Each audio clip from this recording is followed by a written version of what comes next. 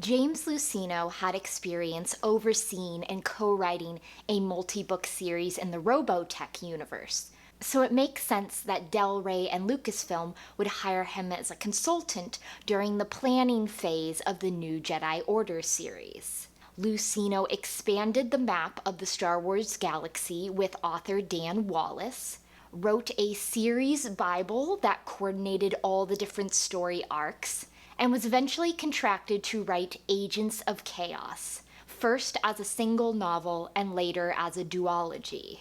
Agents of Chaos, Jedi Eclipse made it to number 10 on the New York Times paperback bestseller list for the week of October 22nd, 2000, and was on the list for 2 weeks. For Jedi Eclipse, what I remembered was Leia being dispatched to the Hapes cluster and Jacen and Anakin heading off to Centerpoint Station, but I was surprised to find how very little of Han's plotline that I had remembered. So, a brief summary. As a string of victories by the Yuuzhan Vong stretched the New Republic to the breaking point, Han Solo and Leia Organa head off on separate paths. Meanwhile, one of Luke Skywalker's Jedi Knights undertakes a reckless mission in the heart of the Yuuzhan Vong, while the Hutts, who've allied themselves with the alien invaders, uncover vital information for the New Republic, the possible location of the Vong's next target. After Hero's Trial focused so heavily on Han and his emotional turmoil, I expected Jedi Eclipse to do the same. But whereas the first book was definitely a deep dive into Han's psyche at the time, Luceno opens the second book up to a much wider range of characters and viewpoints. So while we do have Han trying to track down his buddy Roa as well as Droma's family, we also have lots of other things happening. Leia still dealing with refugees but then being dispatched on a diplomatic mission to Hapes. Jacen and Anakin Solo heading off to Centerpoint Station in the Corellian system. Wurth Skidder, one of the Jedi Knights who's in Kype Durin's fashion, allowing himself to be captured by the Yuuzhan Vong so that he can uncover vital information and cause mayhem in their ranks. Talon Karrde and his organization likewise works with the Jedi to try to uncover more information about the Yuuzhan Vong and their battle plans. The New Republic military is also trying to uncover where the Yuuzhan Vong will attack next. The Hutts have allied themselves with the Vong, but are trying to play both sides. And then we have the Yuuzhan Vong themselves and what their goals at this time seem to be. If you said, that sounds like an awful lot is happening in this book, I'm afraid that you would be correct. There was a lot going on here and a lot to process, especially when the book was honestly not that long. While Han did an awful lot here, I didn't really find him making progress in coping with his grief over Chewbacca's death. He and Droma are primarily focused on finding Droma's family. He's back on the Falcon, which is painted black so it can be incognito. Likewise, he's grown a beard so people don't recognize him either, and he's also changed his hair to black. There's a lot of running around. They go here, they go there, they go here, they go there.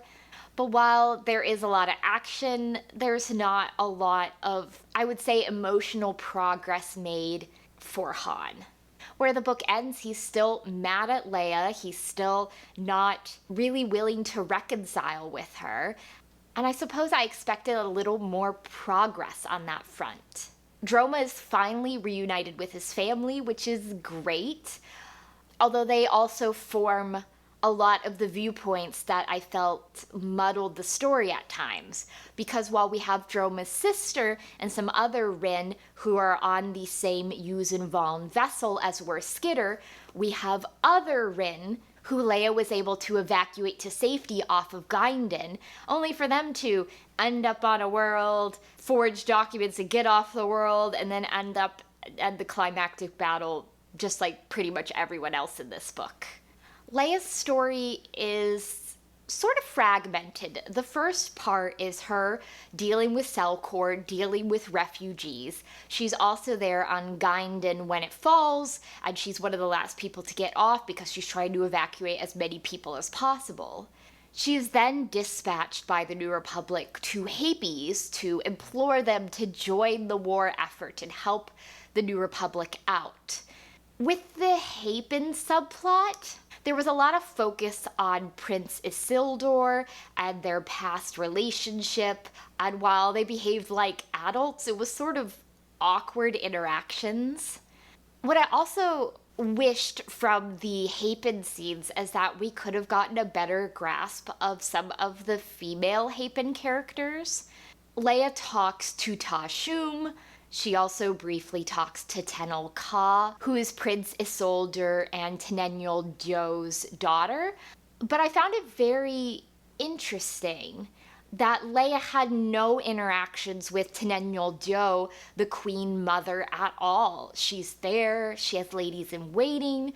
I would have liked a little bit more with Tenennial to know more about her role as Queen Mother and how she's coping with being a Dathomiri in the middle of the Hapen court, particularly because in later NJO books, I'm thinking in particular of Dark Journey, we learn some things about Tenennial, which I believe would have been important to learn here, but we don't find out until afterwards.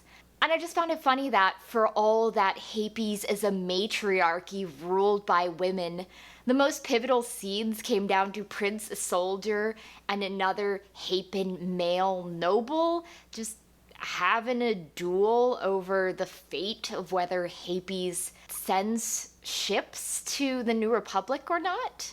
And while I liked Leia's vision of the future that she got, which made her uneasy about dispatching the Hapen fleet, but at the same time unsure whether it was really going to come to pass at all, I really wish that she had been a little more proactive or would have spoken up more rather than saying, oh, I have a bad feeling about this, and then doing nothing and then losing a huge chunk of the Hapen fleet in the process. With Wurth Skidder, I felt like the book really wanted me to care about his fate and his mission, when the truth is that we've had multiple Jedi die in these books so far, but I haven't felt particularly emotionally attached to them. In Vector Prime, we met Miko Reglia, and then he died. In Dark Tide Ruin, we met Deshara Kor. We learned about her philosophical dilemma she was dealing with, and then she died. With Wurth, we knew a little bit more about him, mainly that he's a hotshot and that he's part of Kype Durin's faction. And while I thought that his mission was interesting and I could see that it was something that they would try to undertake, his ultimate fate left me feeling a little like, yeah, that sucks. That's bad. I also find it interesting that Kype Durin and Ganner find him and they don't get him off the Yuuzhan Vong ship where it says, I'm dying, look in the Force, you'll see it. And they just go, yep. And they leave him there. I don't know if he's your buddy, your Jedi comrade. Even though he's dying, I would have at least taken him off the ship in the process. Similarly, when Roa got rescued, I just felt like, okay, that's great. Starting the first book, I haven't felt a particular emotional attachment to Roa, and I think it's because of all of Han's smuggler buddies, Roa is someone that we haven't spent a lot of time with. He appeared in the Hutt Gambit by A.C. Crispin, and then he appeared in the Han Solo Adventures, but I actually think only one of the Han Solo Adventures by Brian Daley. So for Han to have such this connection with him and feel so motivated to rescue him, I didn't always understand because I didn't feel the same emotional connection to Roa as I would have to Salazend or Shug Ninx or some other smuggler buddies that Han had a closer relationship with. Towards the beginning of the story, we're told that Jacen and Anakin Solo are being sent to Centerpoint Station to see if it can become operational again. After Dark Tide Ruin dealing with the Jedi, questioning whether they should use super weapons against the Yuuzhan Vong, the New Republic decides that, well, they've got one super weapon left and they'll use it. But just defensively. They'll just use it to make the interdiction field, and they'll lure the Yuuzhan Vong there for a trap and use it to hold them in place while the rest of the fleet jumps in. Jacen doesn't even like this idea, but Anakin seems okay with it, but definitely open to suggestions by his older brother. But then during the Battle of Fondor, everyone is urging Anakin to use Centerpoint Station as a weapon this time, to use it to fire on the Yuuzhan Vong fleet. Anakin later says that he could have done it. He could have hit just the Yuuzhan Vong, no one on their side, no friendly fire, nothing like that.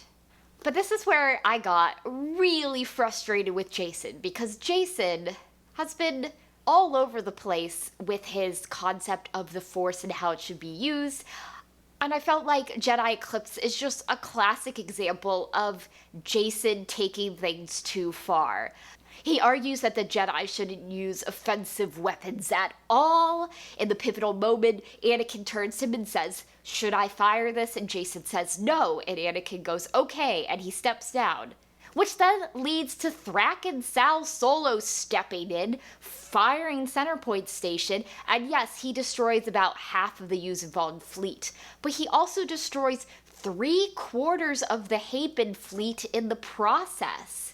If Anakin truly could have fired Centerpoint Station and not hit their allies at all, why didn't he do it?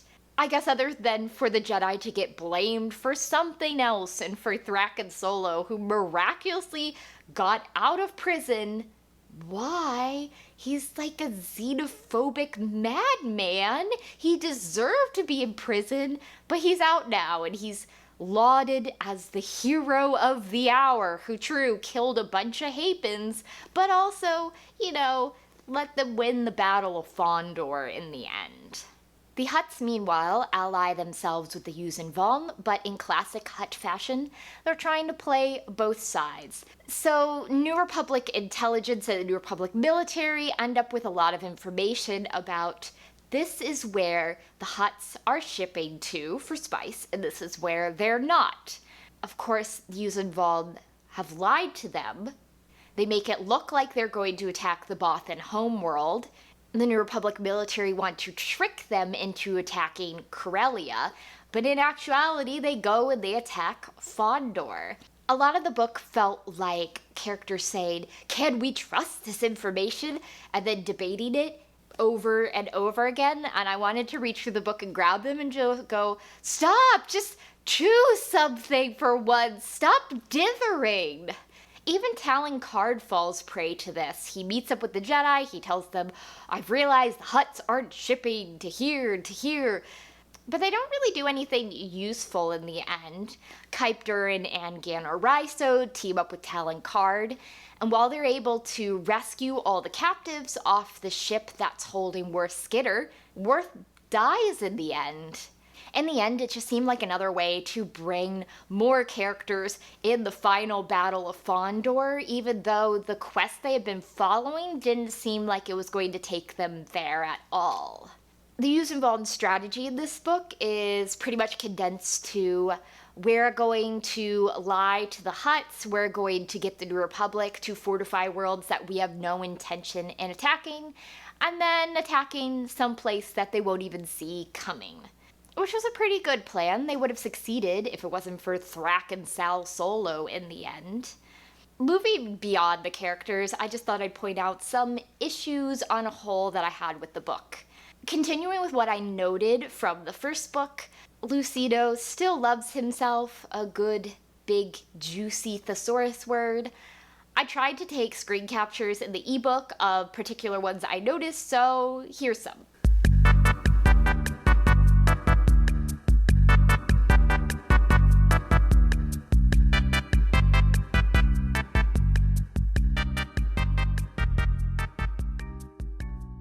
The story here, compared to Hero's Trial, felt a lot more uneven and scattered. We had a lot of characters, a lot of viewpoints, doing a lot of different, disparate things. And while they all came together in the end, for the most part, at the Battle of Fondor, and I liked that. I liked the battle, I liked how it turned out. But I also wondered how realistic it was for everyone who'd been doing these very different, separate things to end up in the same place at the same time. You also run a risk of, when you have so many different viewpoints, so many different plot lines going on, that not all of them will click with the reader, and that was definitely the case here for me. I was interested in what Han was doing, but Han was such a smaller part of this book compared to the first book. We had multiple people dealing with Hutt intelligence. We had refugees and Yuuzhan Vong captives and Leia doing diplomatic things. And there's just a lot going on, to the point that I wondered if we needed all of these different separate plot lines, or if some of them maybe could have been condensed or removed so that other plot lines that I found more interesting could have been expanded and beefed out a little. I also wish that we got a better sense of which worlds the Yuuzhan Vong have taken over, and like the state of the galaxy as a whole. Each book has battles, each book has planets that fall. But I've been trying to track on the galaxy map that they provided us with which planets have fallen in which books. And it feels like there's a gap there, like there's all these refugees flooding towards the core. And I recognize some of them because obviously we saw the destruction of Ithor, we saw the fall of Dantooine, we saw the fall of Lando's planet Dubrillon. But it just seems like I'm missing data here, like where they're going from the edge of the galaxy makes sense, and then there's just like a jump that started in the Agents of Chaos duology, and they're all of a sudden like here and here and here. And I'm sure that other planets have fallen, but these are the only ones that we've specifically seen. So, in short, after Hero's Trial, I was hoping to read more about Han's emotional journey and how he was processing his grief. But unlike the first book, in Jedi Eclipse, Luceno opens up the story to many more characters and many more plot lines. And as a result, the story feels a little scattered and, dare I say it, chaotic. There were parts I liked, but I wish that it could have been tighter and a bit more focused in the end. So next time I will be reading the second hardcover release in the new Jedi Order series, Balance Point by Kathy Tyers.